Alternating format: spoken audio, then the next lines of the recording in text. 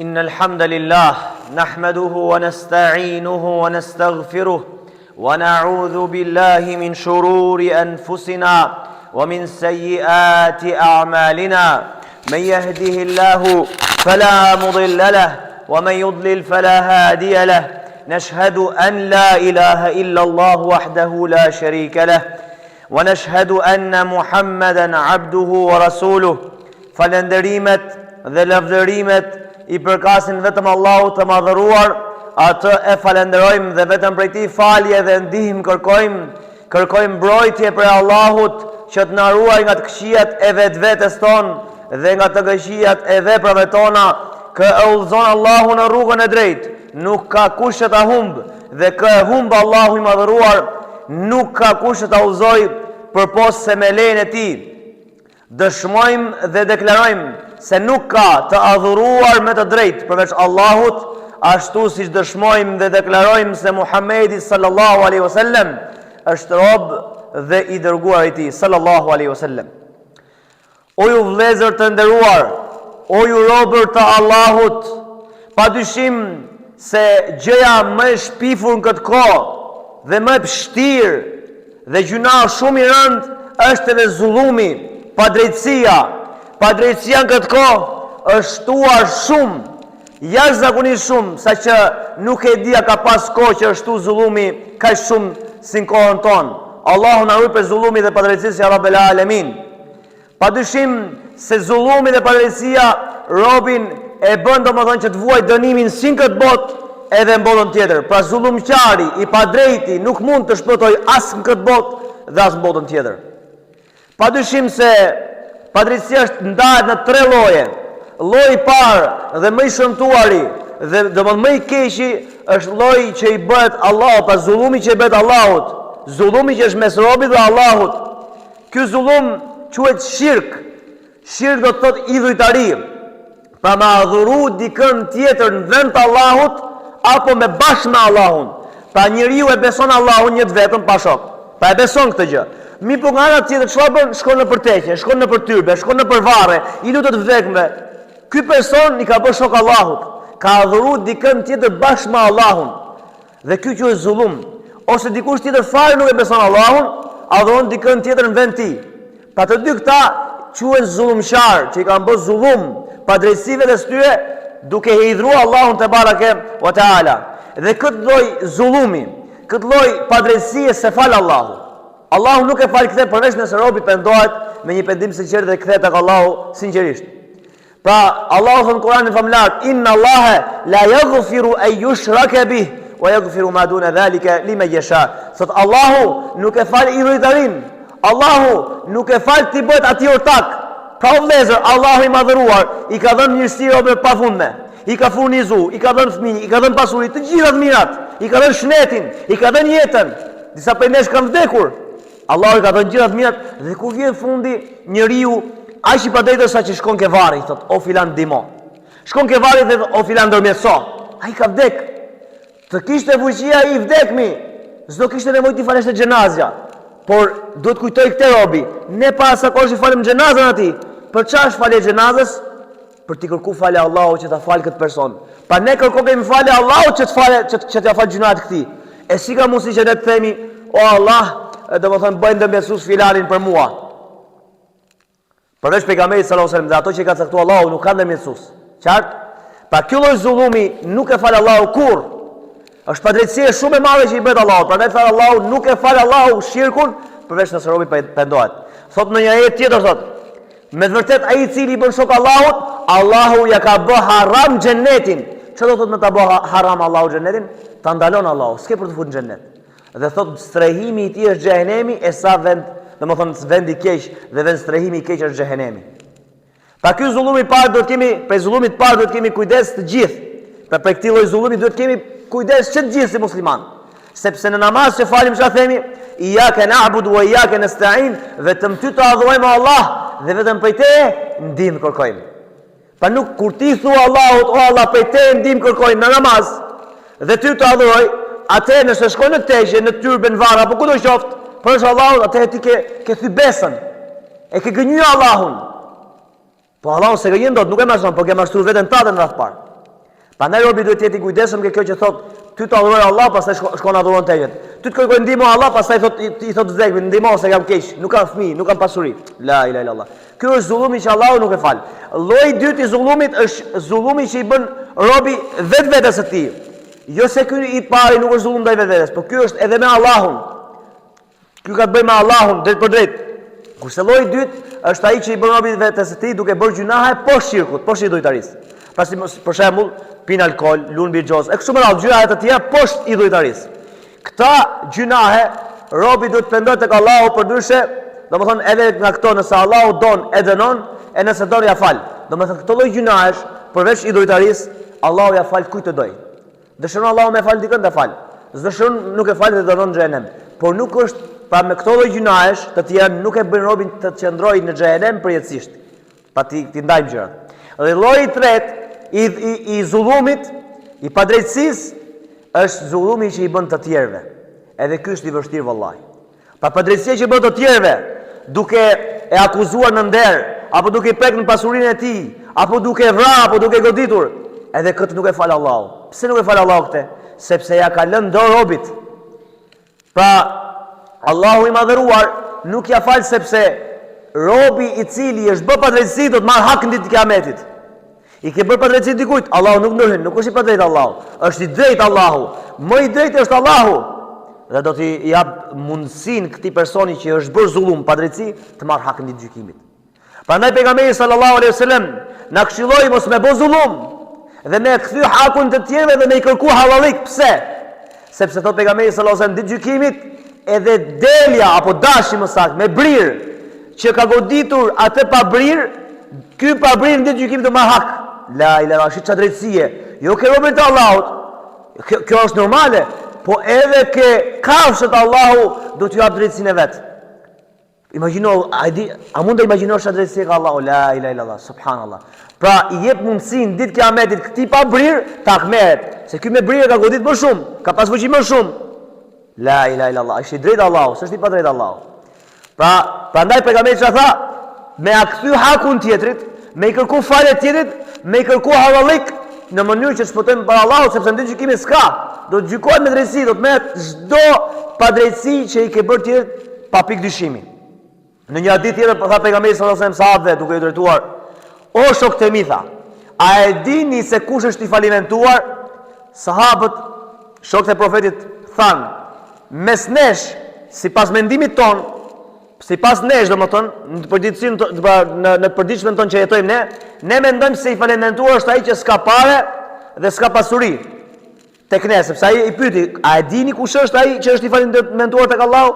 Ata thanë: "Tek ne, sipas nesh, është ai që s'ka para dhe s'ka lek, s'ka pasuri." Tha pejgamberi sallallahu alajhi wasallam: "I falimentuar është ai person i cili vjen në ditën e Kiametit me namaz, me zeqat, me agjërim dhe kur vjen puna ka shar dikënd, ka ofenduar dikënd, ka shpifur ndaj dikujt, e ka rrahur dikënd, e ka vrarë dikënd. Dhe pastaj çfarë bëhet me këtë person që ka bërë gjitha këto gjëra? Pra i ka godit tjerë, i ka lëndu tjerë e kështu me radhë, do t'i merr nga veprat e mira. Ka bërë vepra të mira ai, ka bërë namaz, ka bërë agjërim, ka dhënë zeqat, pa këto vepra të mira. Allahu i madhëruar do të jap atij që është bërë padrejtësi. Pa do t'i jepen veprat e këtij të mira, do t'i jepen atij që është bërë padrejtësi. Allahu merr hak në gjykimit për personin që është bërë padrejtësi. Thot, nëse i mbarojnë veprat e mira këtij personi që ka bërë padrejtësi, çfarë bën Allahu? Nga veprat e këqija e këtij personi tjetër, do t'i vendosen këtij derisa ky shkon në xhenem. Ky është i falimentuar. Pse o vëllezër, se gjithë dynjan, gjithë jetës së tij ka fal, ka agjëruar, domethënë ka dhënë zeqat dhe vjen fundi përfundon në xhenem. Është njerim vallahi, prandaj robi duhet të ketë kujdes kur flet, kur lëndon, kur godet. Do të ketë kujdes robi. Për shembull, terën mendin me u tall me dikënd. Kujto se në gjykimit nëse ai lëndohet dhe do të marr hak para Allahut, do të ikë nga veprat e tua. Sa herë që do me përgoju dikënd, s'është prezant dikush, dhe ti filani kështu filani ashtu. Ky është përgojim. Atëherë çfarë ndodh? Domethënë ti ta mendosh te që në gjykimin unë do akmerr për me kë. Do marr sevapet e mia. E nëse s'kam sevapet do më japë nga gjunat e tia. Dhe kështu robi pengohet nga këtë gjë. Ai i cili do me godit për shembull. Vjen një moment që ti nxehesh në atë situatë sa do me godit apo me vra, Allahu na rujt. Kujton gjithmonë ditën e Kiametit. Prandaj o vëllezër, subhanallahu, dhe kjo është kundër përgjigjes ndaj atyre mendjelehtëve, ndaj atyre domethënë ignorantëve që nuk dinë asgjë nga feja. Thonë nuk ekziston ditë e Kiametit, thonë, nuk ka ringjallje mas vdekjes sot. Po pashallah ka ringjallje mas vdekjes. Pse? Sepse në këtë botë, po përmendin një zullumçar të madh, Hitlerin, ka vrarë thuhet 6 milion njerëz. Tani në dynja robi dënohet me burgim të përjetshëm kur vetëm një person. Pa ai që ka vrarë 6 milion, ku do ta merret? Kush do ta merret ndaj tij? Prandaj ditë e gjykimit është për ta vulos. Prandaj kjo është kur në përgjithësi atyre. Ditë gjykimit, e kujton ditë gjykimit robi dhe nuk bën domethënë vepra të këqija. Nuk i shkon mendja me godit tjetër, thotë, subhanallahu, unë do e godas apo do e vras. Po kur vjen fundi do më akmer ditë gjykimit. Dhe pa dyshim ke ringjalla, nuk ka dyshim, mos ta cekim mos se është bobajat, domethënë këto që nuk besojnë është bobajat për Zotin. Këto le të shohim çfarë thot Allahu, "Fal yanzuril insanu mimma khuliq." Ky ajet e gjujzon njeriu. Le të shoh njeriu se nga çfarë është krijuar. O vëllezër, nga se jemi krijuar ne? Nga një pikë ujë i fllihur jemi krijuar. Gjithë. E dim mirë se nga se jemi krijuar, gjithë.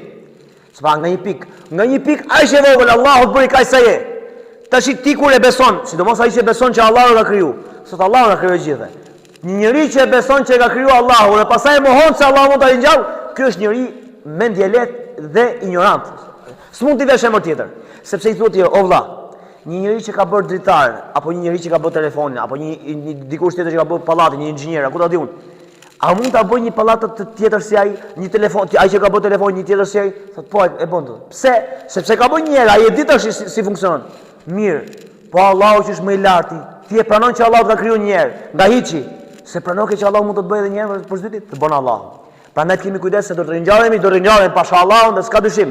Edhe do ta kmerren njerëzit prej nesh, do ta kmerren pa dyshim. Kështu do të kemi kujdes nga zullumi. Mos t'i bëjmë kurrë padrejtësi të tjerëve, sepse Allahu i madhëruar çfarë thon Kurani familjar. Ala la'natullahi 'ala adh-dhalimin. Mallkimi i Allahut qoftë mbi zullumçarët. La ilaha illallah. A do të thonë mallkim më të keq? Me të mallku Allahu. Me të mallku Allahu do të më nxjerr nga mëshira e vet. Pa nuk pranon Allahu fare. Sot Allah i madhëruar, mallkimi i Allahut qoftë mbi të padrejtit. Tash ti vendose vet, a do jesh i padrejt apo jo? Nëse do mallkimin e Allahut, atëherë bëj i padrejt. O vëllezër, zullumçarë Allahu u ka harhakësh Allahu, i ka shkatru. Thot Allah i madhuar, "Alam tara kayfa fa'ala rabbuka bi'ad irama dhati al-imad." A nuk e ke parë ti o Muhammed se si ka bërë Allahu me popullin e Adit, irama dhati al-imad, popullin e Iremit, të cilët kishin pallate shtullse, kishin pasuri maramëndse. Irama dhati al-imad allati lam yukhlaq mithluha fi al-bilad. Thot Allahu, të cilët asnjë si ata nuk ishin krijuar para tyre apo pas tyre. Pra populli i Adit kanë qenë shumë populli i fortë, ndërtonin shumë, pra kishin mundësi të shumta, i kishin dhënë Allahu dhe kur vjen fundi Allahu i shkatroi. Edhe Firaonin e shkatroi Allahu, i cili i torturonte njerëzit. Edhe Themudin e shkatroi Allahu që ndërtonte në shkëmbinj, shtëpi, në shkëmbinj i bënte shtëpi supa shkëmbinj. Ama Allahu i shkatroi. Edhe thot Allahu i madhëruar në Kur'an familjar në disa ajete të tjera. Pra a mund t'ja dëgjosh dikujt zërin prej tyre? Po vëllezër, po Zotin, Firaunit ja dëgjoni zërin mo? Enverit ja dëgjoni mo zërin? Këtyre zullumçarëve të shpifur, që Allahu ja dhasht hakun në varin e tyre ku janë, dhe në ditë e kiametit kur do të ngjallen. Prandaj robi duhet kujtoj këtë gjë. Përfundimi i zullumçarëve gjithmonë nga qenë i tmerrshëm. Dhe do thot dikush, po sot për shembull, siç janë ato të Izraelit, Allahu ja dhasht hakun. Pse nuk ka kmerrët Allahu? O vëllezër, duhet të kuptojmë urtësitë e Allahut, duhet të kuptojmë se sa i madh është Allahu, nuk është si ne që na akmerremi me njëherë. Allahu i toleron. Nëse nuk kthehen, pastaj i jep dënimin me njëherë, s'ka kthim më. Allahu të toleron, po s'ka kthim më. Thot Allah i madhëruar, "Wala tahsabanna Allaha ghafilan amma ya'malu adh-dhalimun." Mos mendoni se Allahu nuk i di se çfarë bëjnë zullumçarët. Mos mendoni se Allahu është i shkujdesur nga ajo që bëjnë zullumçarët. Jo. Innama yuakhiruhum li yawmin tashkhasu fihi al-absar. Thot u avonon atyre dënimin deri në ditë ku do zgurdullohen syt, do të merrohen syt, do shtangen syt. Allahu i vonon deri në ditë. Dhe po e përfundoi me këtë ajetin e Kur'anit, "Wa sayalamu alladhina zalamu ayya munqalabin yanqalibun." Dhe zullumçarët dhe të padrejtët do ta shohin se në çfarë dënimi do të sillen. Në çfarë dënimi do të përfundojnë, pra pas vdekjes. Për Zotin e Madh. Prandaj o vëllezër, të kemi kujdes nga padrejtësia, mos t'i bëjmë padrejtësi as Allahu duke adhuruar dikën tjetër. Se o vëllezër, a do ishte i kënaqur për shembull, dikush na ka bën mirë gjithë jetën. Na ka dhënë pasurinë, na ka dhënë shtëpinë, na ka dhënë gjitha. Po e zën prindja, ku ta di unë. Dhe vjen një moment ti falenderon dikën tjetër. I ke marrë gjitha të mirët nga dikush. Dhe vjen momenti i falenderon dikën tjetër, që s'ka lidhje, s'ka pas një të mirë. Kështu është edhe ky krahasim. Bile kjo është më i ulët, po thjesht ta parafrojmë, ta kuptojmë se si është shembulli. Pra edhe ky shembulli, Allahu na jep gjitha të mirat dhe kur i fundi adhuron varin ti. Allahu të jep gjitha të mirat, ti të falenderon dikën tjetër. Është turp vallaj. Pra këtë gjuna duhet kemi kujdes. Kjo është kulmi domethënë. Kemi kujdes nga gjunat që bëjmë mes vetes tonë domethënë, si alkooli, bixhozi, imoraliteti, Allahu na ruaj. E shumë gjuna të tjera, kredia, shumë gjuna të tjera, Allahu na ruaj. Dhe të kemi kujdes nga padrejtësia që mund të i bëjmë tjerëve duke derdhë gjakut e tjerëve, pra, padrejtësisht. Edhe duke i goditur tjerë, duke i shartë, duke i fëndu tjerë, duke shpifta tjerëve, të kemi kujdes. To tre lloj padrejtësisht të kemi parasysh. Të kemi parasyve, sepse të gjitha këto do ta kmerren. Allahu do ta kmerret që i kemi bërë shirk atij shok dhe nuk na fal asnjëherë. Domethënë Allahu po ashtu do ta dënoj për gjunat tona që kemi bërë mes vetes tonë dhe do ta dënoj për gjunat që kemi bërë ndaj tjerëve, që i kemi bërë zullum tjerëve padrejtësi. Allahu na fal.